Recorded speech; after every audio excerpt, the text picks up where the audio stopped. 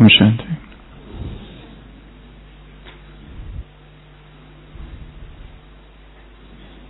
सूर्य की किरणें जब एकत्रित हो जाती है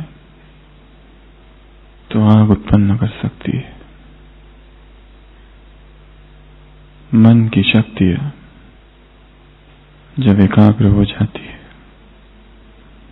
तो ऊर्जा का विस्फोट होता है।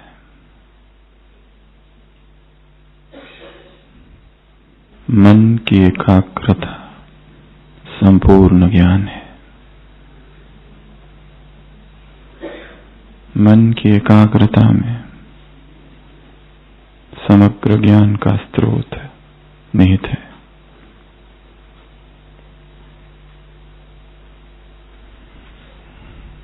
ऊर्जा की अनुभूति एकाग्रता की अनुभूति है।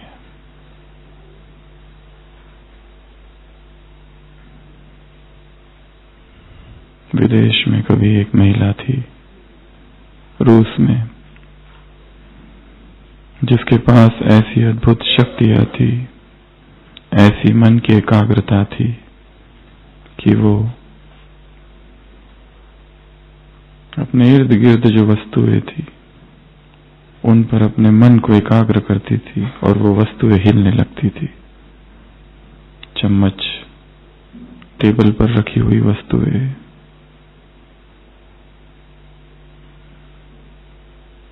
परंतु वैज्ञानिकों ने शोध किया और पाया जब भी ये रूस की महिला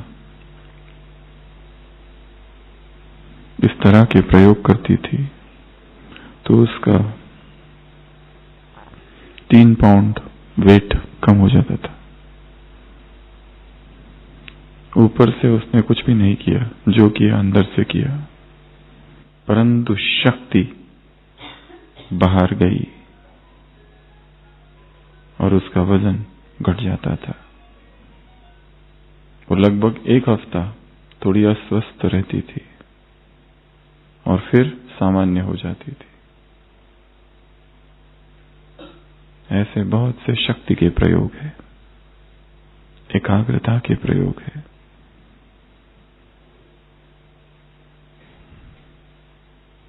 मन से विद्युत तरंगे निकलती है, टकराती है।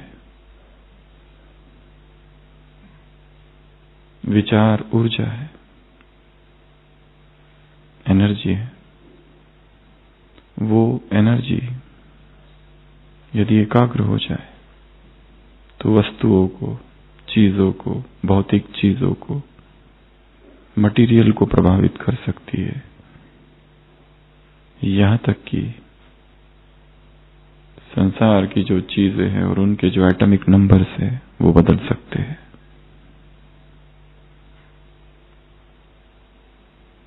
स्वामी विवेकानंद के जीवन में 2 प्रसंगों का उल्लेख है। कितना सत्य है पता नहीं, परंतु कहानियों के रूप में ये बातें बताई जाती है। पहला, जब वो युवा थे, नरेंद्र नाथ थे और उन्हें पहला अनुभव हुआ था समाधि का, एकाग्रता का। उन्हीं का एक गुरु भाई वहां था जो बहुत भोला था, जिसका नाम कालीचरण था। वह असंख्य देवी देवताओं की पूजा करता था, घंटों लगा देता था, पूजा पाठ जप, और बहुत भोला वाला था। उसका जो रहने का स्थान था जैसे पूजा का मंदिर का स्थान था, छोटी छोटी बहुत सारी मूर्तियां। और नरेंद्रनाथ उस दौर में नास्तिक जैसे थे, खोज चालू थी सत्य की, और वो हंसते थे उस पर और उसको कहते थे, ये सब क्या कर रहे हो तुम, ये सब मूर्तियों को उठाकर सीधा गंगा में जाके फेंक दो। और उनका संपर्क उनके गुरु से हुआ और एक बार एक प्रथम अनुभव हुआ समाधि का, एकाग्रता का, देह से रहित अवस्था का, जिसमें वो चिल्ला उठे थे कि मेरा शरीर कहाँ है, कहाँ है, कहाँ है। वो जब देखते हैं कालीचरण इतनी पूजा करते रहता है, इतनी अंधश्रद्धा, वो ध्यान में बैठते हैं और आदेश देते हैं, कालीचरण ये क्या कर रहे हो? वो कालीचरण दूसरे कमरे में, यहीं से मन से आदेश देते हैं, मन को एकाग्र करके अपनी सारी मूर्तियों को उठाओ, एक चादर में डालो और जाकर गंगा में फेंक कर आ जाओ, सब व्यर्थ है। वो कालीचरण भोला भाला व्यक्ति है, वो उन सब मूर्तियों को एकत्र करता है, उसमें डालता है चादर में और जाने लगता है। रामकृष्ण बीच में मिलते हुए कहते क्या कर रहे हो? कहता है सब व्यर्थ है, पता नहीं मुझे क्या हो रहा है, समझ नहीं आ रहा है। अंदर से बार बार आवाज उठ रही है कि इन मूर्तियों को लेकर गंगा में बहा दो। उन्हें समझ आता है कि कुछ तो गड़बड़ हुई है और उससे कहते हैं ऐसा नहीं करो, तुम जाओ वापस। और देखते हैं नरेंद्रनाथ ध्यान मग्न है और तब वो उससे कहते हैं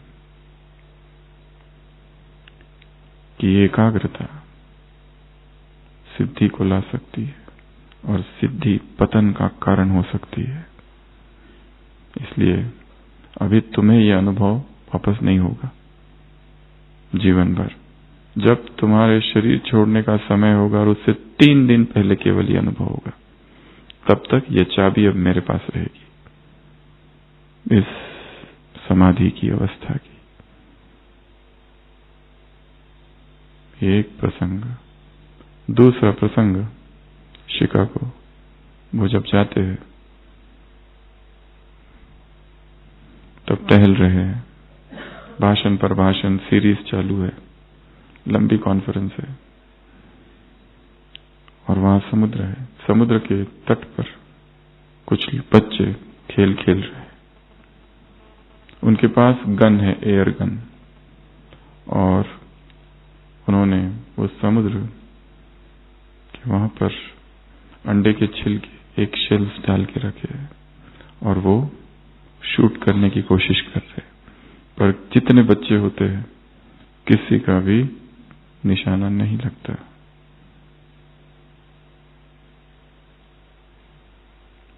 वो बच्चे इस युवक से कहते क्या, विल यू ट्राई, हमसे नहीं हो रहा है, आप एक बार कोशिश करके देखो।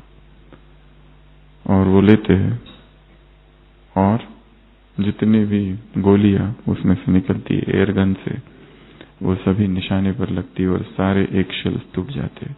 वो बच्चे बहुत खुश होते हैं और उनसे पूछते हैं, आप बहुत एक्सपर्ट लग रहे हो इस बारे में, आपने शायद बहुत प्रैक्टिस की है। वो कहते हैं कौन सी प्रैक्टिस, मैं एयर गन ही पहली बार पकड़ रहा हूं, हमारे भारत में ऐसी एयर गन होती नहीं, मैंने पहली बार ही पकड़ी है। वो पूछते हैं फिर आपने कैसे मार दिया, तीर निशाने पर कैसे लगी सारी गोलियां? और वो फिर वही उत्तर, एकाग्रता। जब मन एकाग्र हो, मन स्थिर हो, तो सारी सिद्धियां, सारे कार्य स्वतः हो सकते हैं। परंतु एकाग्रता के इस मार्ग में एक खतरा भी है। एकाग्रता सिद्धियां लाएगा, एकाग्रता अहंकार भी लाएगा। इसलिए एकाग्रता लक्ष्य नहीं है, ना ही मेडिटेशन एकाग्रता है। मेडिटेशन बहुत बड़ी, मेडिटेशन की परिभाषा बहुत बड़ी है। मियरली मेडिटेट, एक कॉन्सेंट्रेशन इज नॉट मेडिटेशन। एकाग्रता तो संसार में बहुत लोग हैं जो सिखाते हैं, पर हां एकाग्रता सीढ़ी जरूर है। अध्यात्म का लक्ष्य है साक्षी भाव, उसकी एक सीढ़ी एकाग्रता हो सकती है।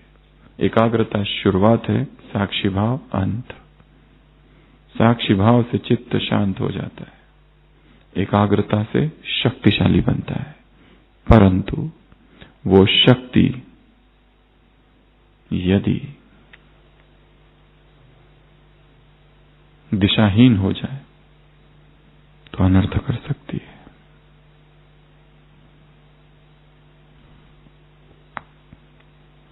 इस शक्ति को समझना है और उसे डेवलप करना है। तो आज की अव्यक्तवाणी क्या कहा बाबा ने? क्या करो, क्या करो? कौन किसको देख रहा है?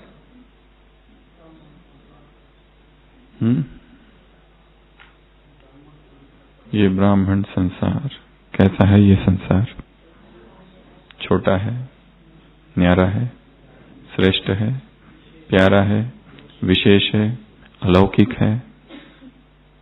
संसार में परिवार है, छोटे छोटे परिवार है, ये बड़ा परिवार है। संसार में एक ही परिवार होता है छोटा सा, उसमें कितनी तकलीफें, कितनी झंझटें, कितने द्वंद्व होते हैं और लौकिकता होती है। ये परिवार कैसा है? इतना बड़ा, इतना लौकिक, एक न मिले दूसरे से, वन वन की काठी है यहाँ पर। कोई कहां से, कोई कहां से, कोई कहां से, परंतु सभी फिर भी एक सूत्र में बंधे हुए हैं। ऐसा परिवार और संसार में कहीं नहीं है। संसार में असंख्य आध्यात्मिक संस्थाएं हैं, परंतु वहां जाकर परिवार की अनुभूति नहीं होती है। वहां मेंबर्स है, ऑर्गेनाइजेशन है, सदस्य है, वहां फीस है, क्या कुछ है। या तो सन्यासी है, गुरु भाई है, परंतु परिवार जहां माता पिता हो और बाकी सब बच्चे, ऐसा कहीं नहीं है। तो क्या कहा बाबा ने? ये संसार कैसा है?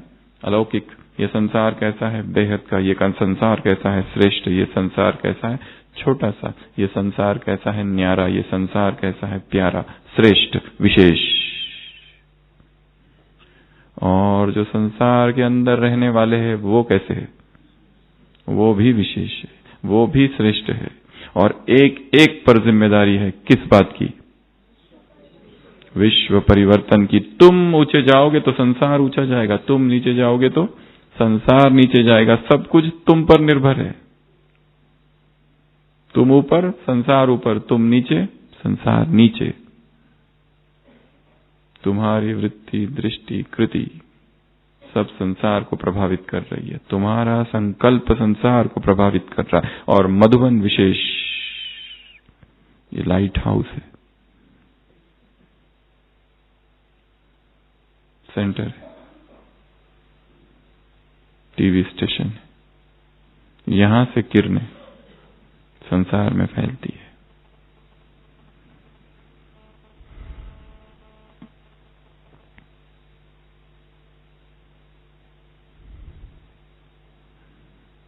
और क्या कहा बाबा ने? परिवार, परिवार की आत्माएं और आत्माओं के कर्तव्य, जिम्मेदारी है। क्या ये स्मृति में है? एक है जानना, एक है मानना, एक है अनुभव करना। जान तो लिया है, दो बातें। कौन सी? स्वयं को और समय को। 1 मिनट में कितने समान लिख सकते हो? बहुत नहीं, प्रैक्टिस करनी है इसकी। कल सुबह टाइम सेट करना है, 1 मिनट, अभी नहीं कल बराबर 1 मिनट टाइम सेट करना, स्टार्ट, और फिर सामान लिखना चालू। जैसे 1 मिनट पूरा होता, स्टॉप, फिर देखना कितने होते।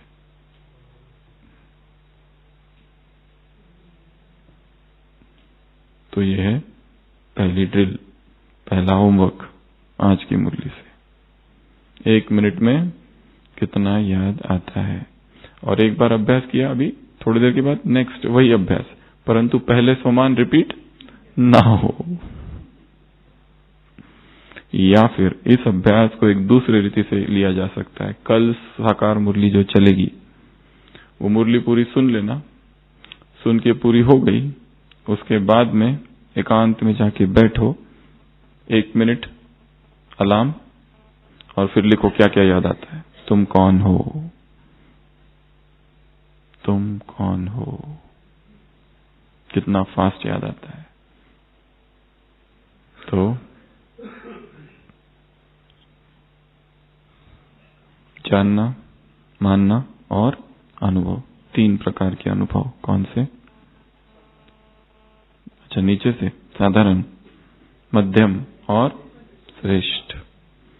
श्रेष्ठ अनुभव के लिए श्रेष्ठ एकाग्रता की आवश्यकता है। जब जब योग में हमें अनुभव हुआ होगा, सबने ये जाना होगा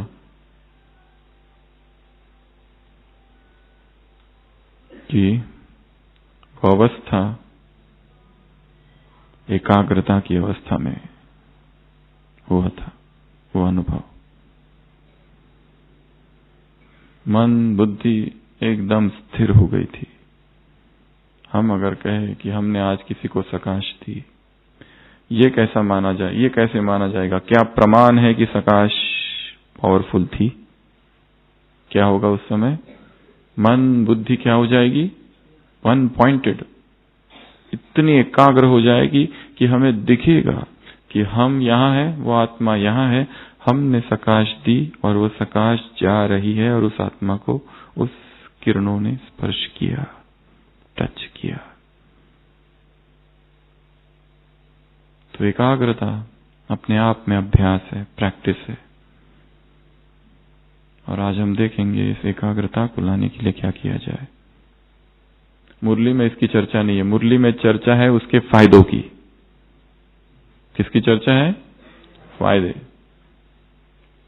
कैसे लाए, उसका क्या करना है? चिंतन।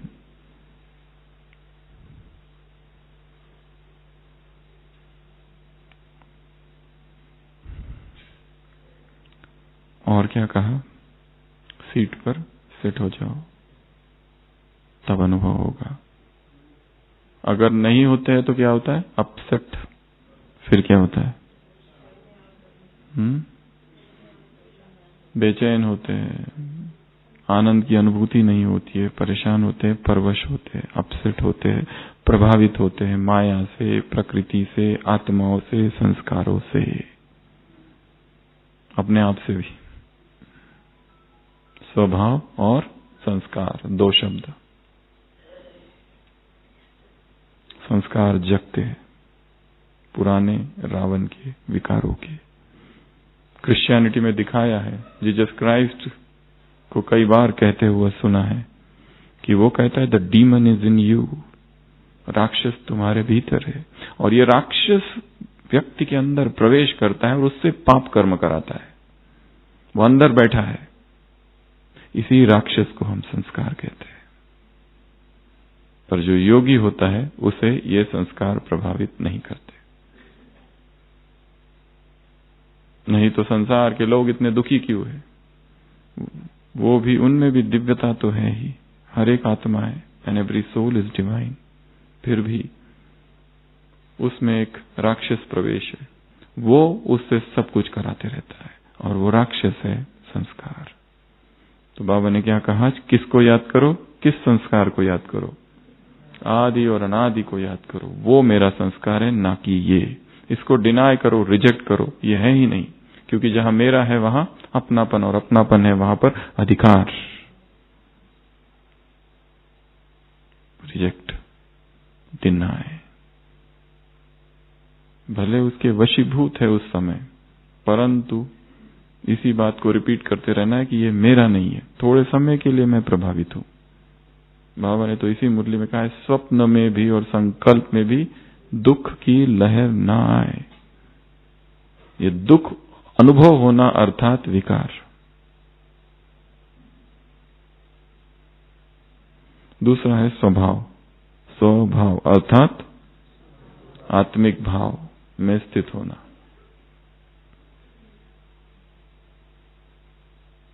तो ये जो कंसंट्रेशन पावर है, इससे क्या क्या होता है, इस मुरली में इसकी चर्चा है। पहला, क्या करती है एकाग्रता की शक्ति? तुम्हें निर्विघ्न बनाती है। कैसे? सहज। जहां एकाग्रता नहीं है वहां विघ्न ही विघ्न है। ज्ञान में एकाग्रता नहीं, मुरली याद नहीं रहेगी। योग में एकाग्रता नहीं, बुद्धि भटकेगी। एक है भटकता हुआ चित्त, एक है एकाग्र चित्त। सेवा में एकाग्रता नहीं तो क्या होगा? सफलता नहीं होगी। और क्या होगा? गलतियां होगी, मिस्टेक्स होगी, करने कुछ रहेंगे, ध्यान कहीं और क्या होगा? परचिंतन होगा, उल्टा पुल्टा हो जाएगा सब। हमें एकाग्रता कहां कहां आवश्यक है? कहां कहां आवश्यक है? सबसे पहला योग में, ज्ञान में, मुरली में, सुनने में, सुनाने में, चिंतन में और सेवा में। और कहां आवश्यक है? हाँ?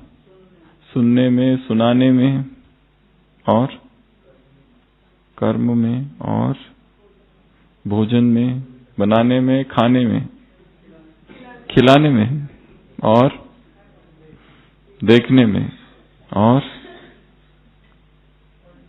पढ़ने में, रीडिंग, और चलने में, चलने में, दौड़ने में, स्पोर्ट्स में, एक्सरसाइज में और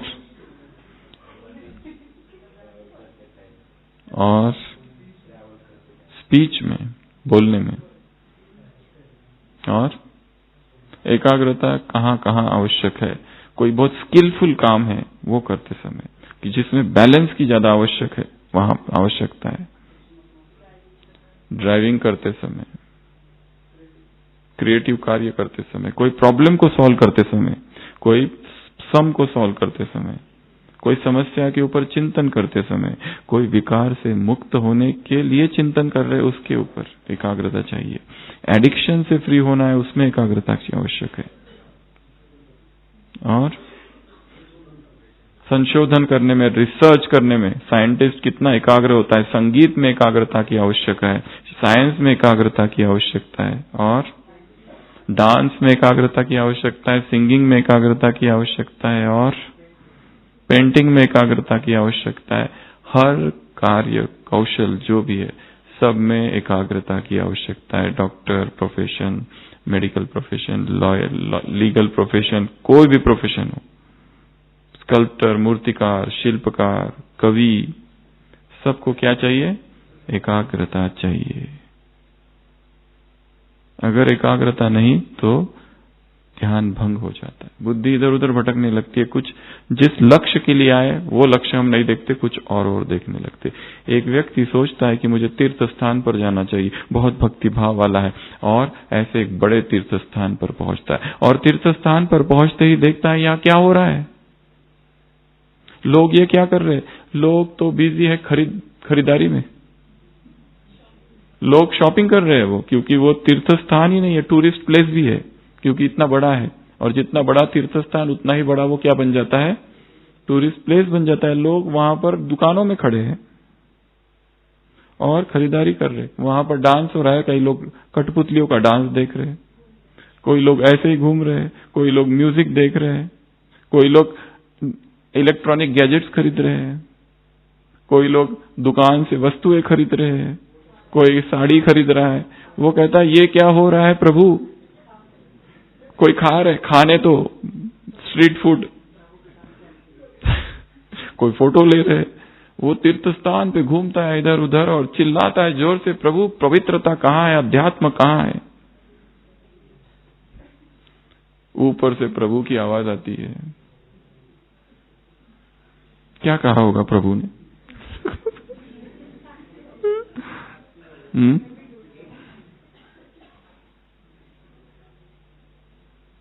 ये सारे लोग पहले मंदिर जाकर आए, इन्होंने अपनी पूजा पाठ जप तप पूरा किया, उसके बाद ये कर रहे हो, और तुम अभी अभी आए और ये कर रहे हो। तुमसे तो वो अच्छे है, ये ना भूलना कि तुम अभी अभी आए हो। बुद्धि भटकती है। आए किस लिए थे तीर्थ स्थान पर? जिसके दर्शन के लिए आए थे, और जो काम करने के लिए आए थे वही करो बस।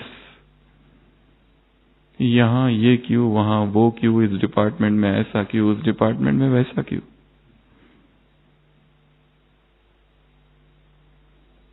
वो नहीं देखना है। परचिंतन, प्रदर्शन, ये बुद्धि का भटकाव है।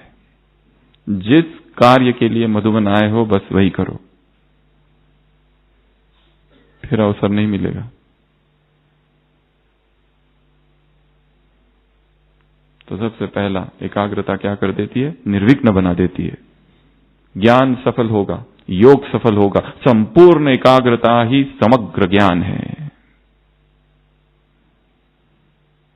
ज्ञान केवल पढ़ने से और सुनने से प्राप्त नहीं होता है। चित्त एकाग्र होते ही इंट्यूशन जागता है, अंतर प्रेरणा, अंतर प्रज्ञा जागती है।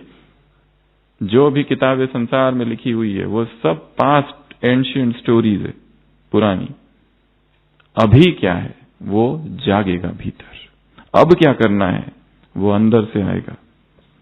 केवल तैयार करो स्वयं को। तो सबसे पहला फायदा क्या एकाग्रता का? ज्ञान सहज, योग सहज, धारणाएं सहज, सेवा सहज, सब कुछ सहज सहज होते जाएगा। दूसरा फायदा एकाग्रता का, मेहनत करने की आवश्यकता नहीं पड़ेगी, क्योंकि अभी बुद्धि भटकती है,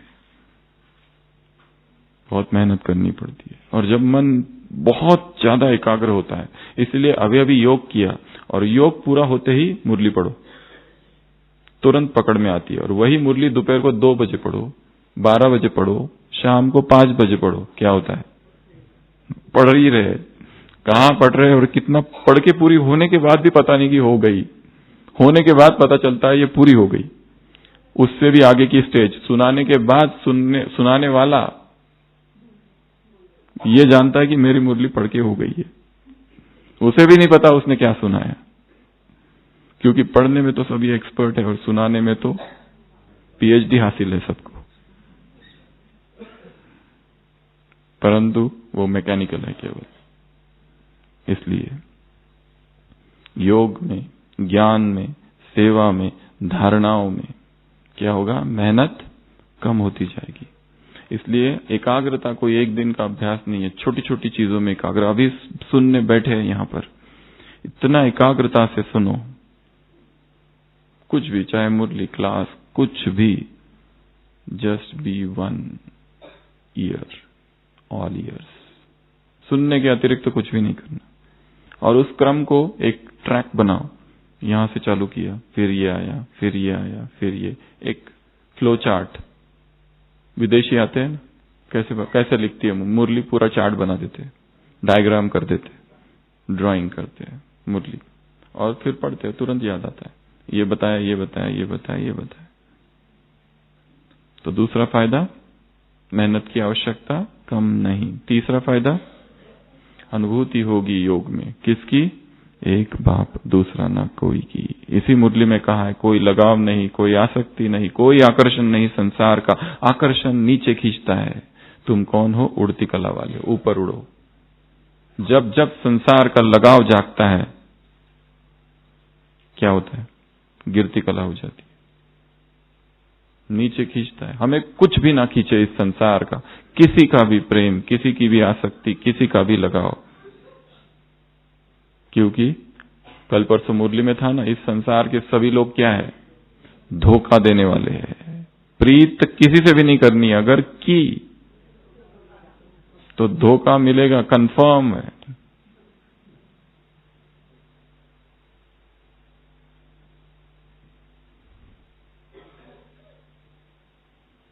सबसे बुद्धि योग निकालो, कोई भी हो फिर। अगला फायदा, तो कौन सी अनुभूति होगी? बस एक में ही सब कुछ है। चौथा, एक रस, क्योंकि जब मन स्थिर होता है, एक रस होता है, भटकना बंद हो जाता है। और एक रस स्थिति अर्थात बहुत आनंद की अवस्था है। मूड फ्लक्चुएशंस नहीं है। सुबह सुबह बहुत अच्छा लगा, फिर डिस्टर्ब, फिर डिस्टर्ब, फिर डिस्टर्ब। कोई आके स्तुति करता है, खुशी होती है, कोई आके निंदा करता है, दुख होता है। अर्थात हमने अपनी शक्तियों को इन दो आत्माओं के प्रति समर्पित कर रखी है, सरेंडर कर दिए। वो डिसाइड करते हैं, वो उनके पास रिमोट कंट्रोल है।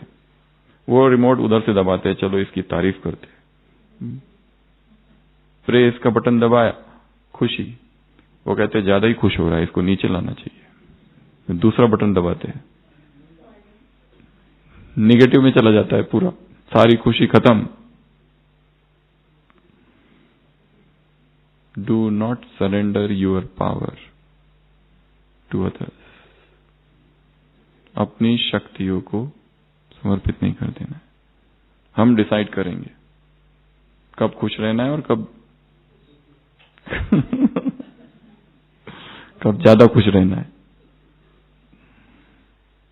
अगला फायदा, कल्याण की वृत्ति।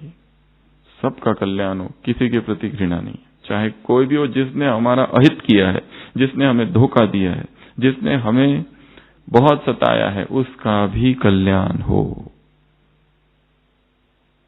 इतनी श्रेष्ठ मनसा, यही प्योरिटी है। कुछ भी हो फिर हो।